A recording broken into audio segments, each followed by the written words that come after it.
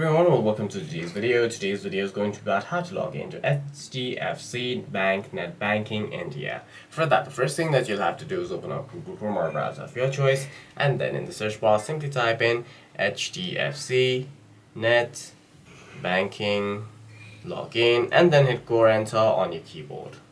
After that, tap on the first link saying NetBanking, manage your account, tap on login at the top right of your screen, and then tap on NetBanking if it is for your personal accounts. You can use your customer ID or user ID along with your password to sign into your account, or you can also scan the QR code and log in. If you have a credit card or a loan account, then you'll have to hit credit card or loan account and then fill in your information and then hit login.